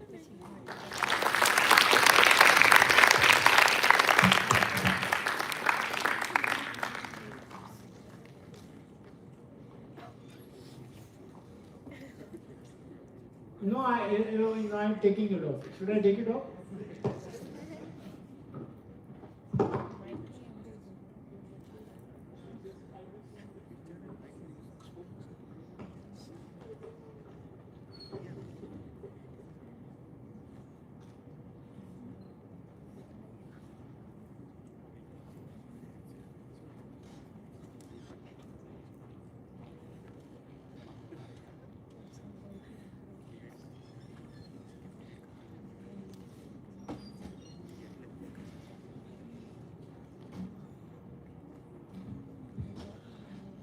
I would like to request all of you for a standing ovation for a brilliant lecture delivered by Yadav sir.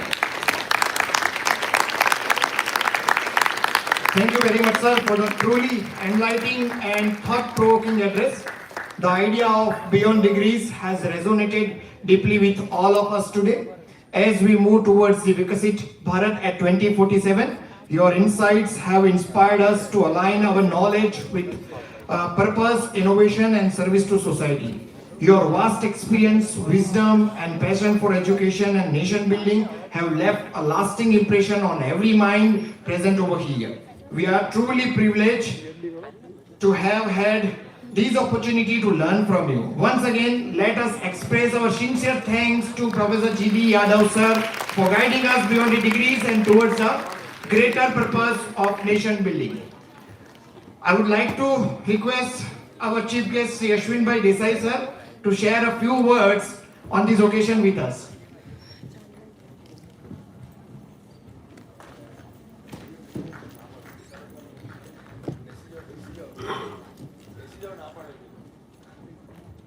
Hello. Namaskar.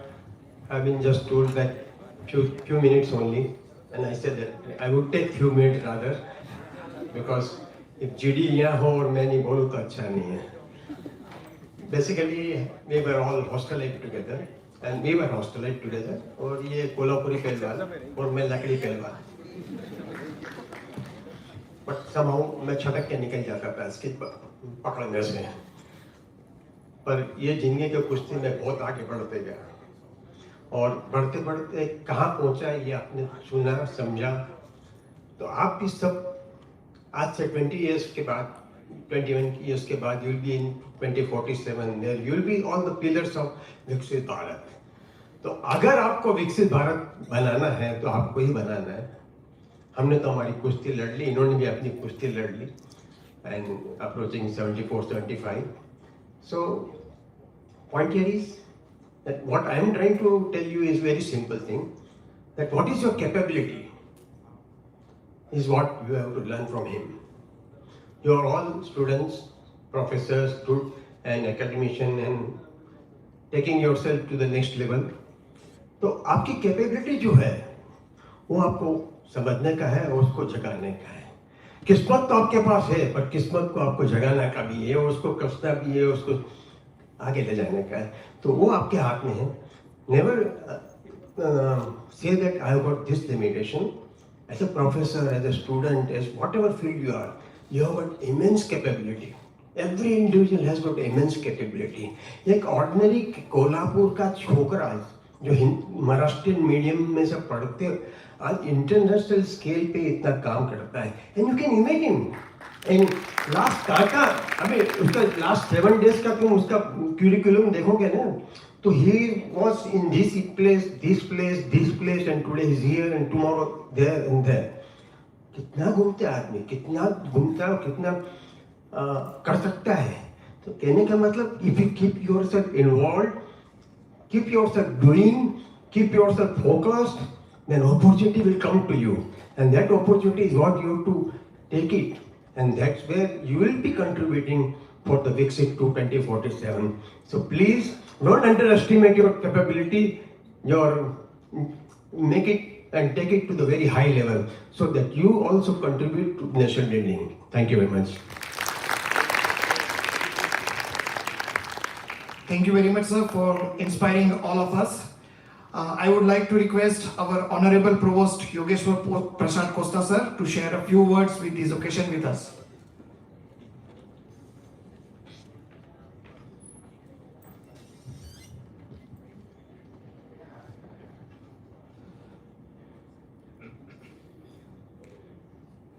I think the first person who needs to be thanked is Ashwin sir for having given us this opportunity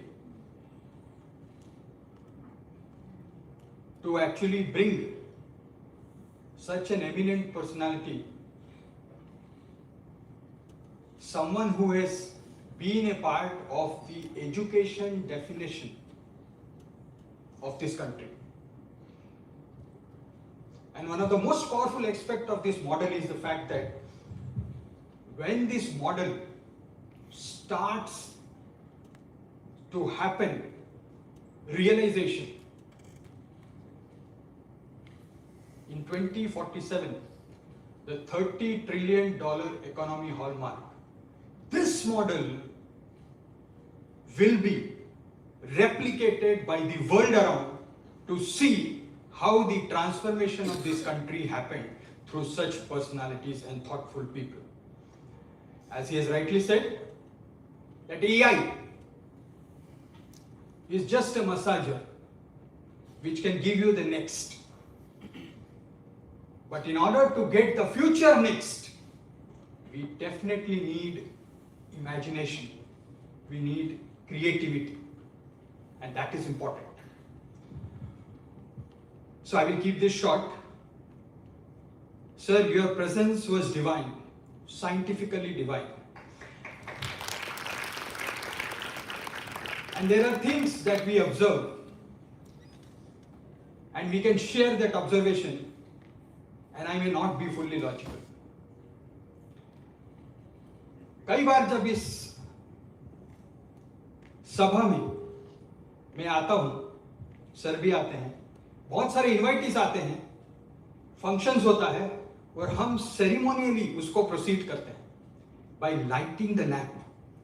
And we said that when we say we want to light the lamp, we light either Saraswati or Ganesha.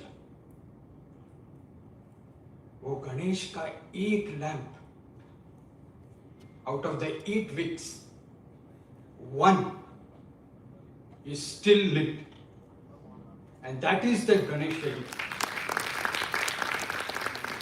और sir का नाम भी गणेश से शुरू होता है, और गणेश जी ने यह प्रेजेंस बता दिया है कि वो अभी हैं वहां. So folks, before I sign off the stage, I only want to share one thing, that a light, a scientific divine light passed this campus and communicated to us many, many things. And I'm sure all of you have absorbed him, and we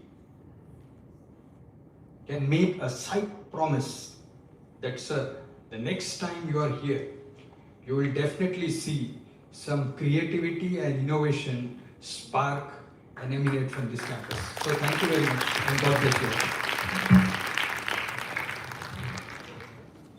Thank you, sir, for your thoughts with us. As we come to the conclusion of this insightful and inspiration session, it is time to express our heartfelt gratitude to everyone who made this event a success. To do this honor, I would like to invite Dr. Anil Gore to propose vote of thanks. Thank you, sir. Good afternoon to all of you. I'm very lucky here from the same Mithi, same मराठीमध्ये म्हणतात की तोच पैलवान. आम्ही सरांना sir को देखते देखते मैं शिवाजी यूनिवर्सिटी में होके सराय सिटी में बहुत बार सुना है, और आज भी उतना ही इंथुजियास्टिकली सर लेक्चर देते समय सुना तो बहुत अच्छा लगा. तो सर मेरे 15 साल पूरे शिवाजी यूनिवर्सिटी में गया है, MSc PhD, उसके बाद पोस्ट डॉक के बाद और कुछ दिन, और बेसिकली कोल्हापुर से नहीं हूँ बट मेरा कर्मभूमि कोल्हापुर रहा. तो I am very thankful to you here So I specifically mentioned this thing out of this vote of thank task to me. So it's my privilege to propose the vote of thanks on the behalf of the entire organizing team of Vortex. So respected chief guest Sri Ashwinbhai Desai sir, Honorable Padma Shri Professor J.D. Yadav sir, distinguished guest of honor CEO sir, Professor Shah sir, Costa sir, respected deans, directors, and registrars sir of all the institutes, and dear colleagues, research scholars and students. I express my gratitude to the Yadav sir for this coming over here to give this lecture, such an inspiring, thought-provoking lecture contributing to nation building. Sir, your visionary insights have truly motivated us and definitely help us to move ahead beyond the academics and contribute meaningfully to the society and nation development. So I sincere thank to the chief guest today, Sir Ashwinbhai sir, gracing this occasion and encouraging us, and most important, that's always supporting us to our institute. Express thanks to the Ather Industries Limited for this generous sponsorship and valuable support to this lecture series. I express my gratitude to the our director, Professor K.R. Desai sir, and IC Director Dr. Pareshan Patel sir for their continuous support to and efforts to promoting such activity and lecture series at TICS UTU. I'd like to place on my record sincere appreciation to all the faculty members, organizing committee, supporting staff, dedicated efforts to make this event more grand success, and a constant cooperation and encouragement. I also extend my special thanks to research scholars, students, and their enthusiastic participation. And finally, thanks to all attendees for being such patient, engaging audience. With this, I conclude the session. Thank you, one and all. Thank you. Thank you, sir. At this stage, we are very thankful to Sapan Nayak sir and his team for live streaming the entire session on YouTube. Thank you, sir, Sapan sir, and your team. And now I would like to request all of you to raise at your respective place for national anthem. Jana Gana मन अधिनायक जय हे भारत भाग्य विधाता पंजाब सिंध गुजरात मराठा द्राविड़ उत्कल बंगा विंध्य हिमाचल यमुना गंगा उच्चल जलधि तरंगा तव शुभ नामे जागे तव शुभ आशीष मांगे गाहे तव जय गाथा जन गण मंगल दायक जय हे भारत भाग्य विधाता जय हे जय हे जय हे जय जय जय जय हे Thank you all. Thank you.